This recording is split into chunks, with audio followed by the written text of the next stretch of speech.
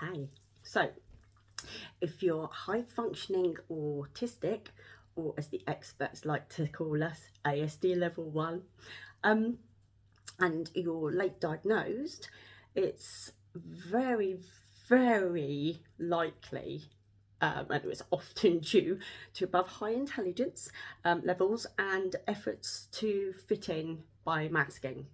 So you go through your school life and growing up, being able to perform basic tasks effectively, use language, pass tests, IQ tests. Um, and this keeps parents and teachers from suspecting a difference. Um, so most young kids, little kids, you spin around, you just act like a loon. Um, really out there behaviour, and you have funny traits. No one cares. It's just, we're all like it. But then as you get older and you hit your teenage years, and due to the stress and anxiety of starting a new school and a whole new routine, a new place and people, you all of a sudden realise that over the summer holidays, everyone has changed and grown up a little or quite a lot, while you're still holding on to the same things as before, watching the same kiddish shows, listening to the same silly music.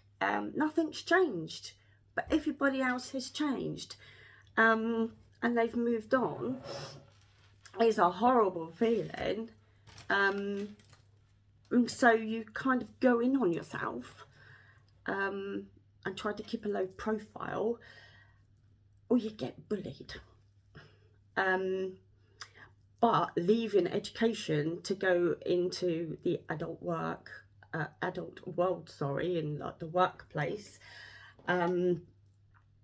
is horrendous. It really is horrendous. You don't have your routine that you've had for the last 10 or so years. And the people you spent most of your life with are gone. You're stranded. You haven't got your injury. You haven't. You. It's like being on a in an ice rink. You can't ice skate, and you're in the middle of the ice rink, and all your support has just gone. You're on your own. You've got nothing. It's horrible. It really is horrible. So being diagnosed. Sorry, got my stimmy stuff. Being diagnosed at 44 years old was a huge thing for me. Everything made sense. I wasn't a stupid little girl who didn't listen and always daydreamed. It was auditory processing disorder and dissociation and an innate survival mechanism. So you just, shut down, keep quiet, squeaky chair. So late diagnosis. Apparently, I've read it takes between a year to 2 years to fully process. It's at the first it's denial, because you're like, well, I'm not autistic, I'm normal, I'm not Rain Man, and all that. It is pathetic, I know. But you do. Then it's relief, because you think, that's why. Because you go over your life and you think, oh, that's why I did that, that's why I was like that, that's why I didn't get jokes, I took things literally, got the wrong end of the stick, was always being told off. Grief over the life that you could have had. So if you knew earlier, back then there wasn't really much understanding of it, so there wouldn't be much point, there wasn't much support back then, but it might help people be more understanding of, the quirks.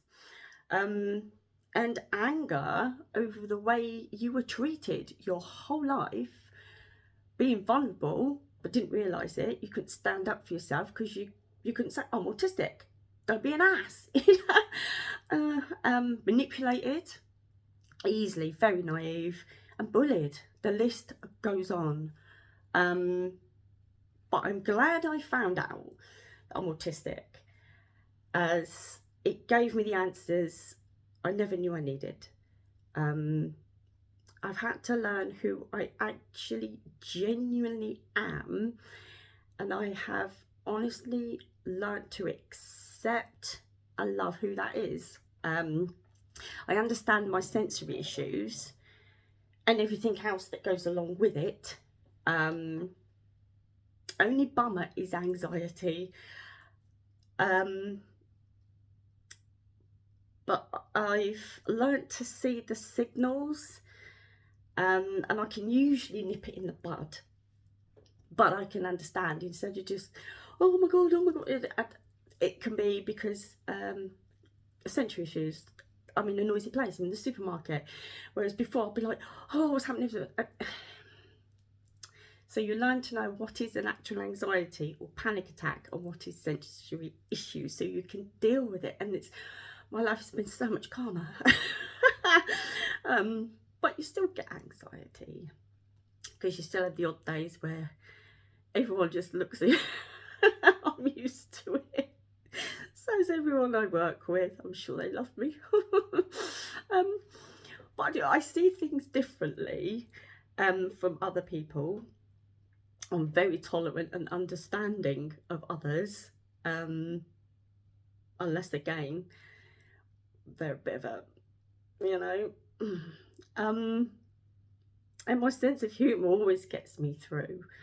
So I am so much happier, and I know exactly who I am, what I can and can't do, and what my limits are. And I have a really great sense of self.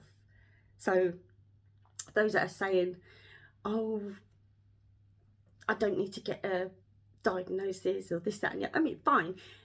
If you're a strong person and you know who you are and you think, oh yeah, I'm autistic, that's fine.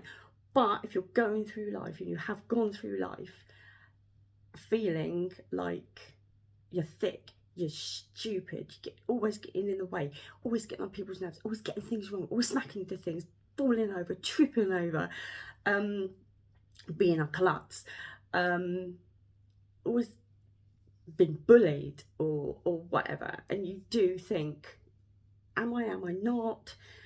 But a diagnosis does, you've got it there in black and white.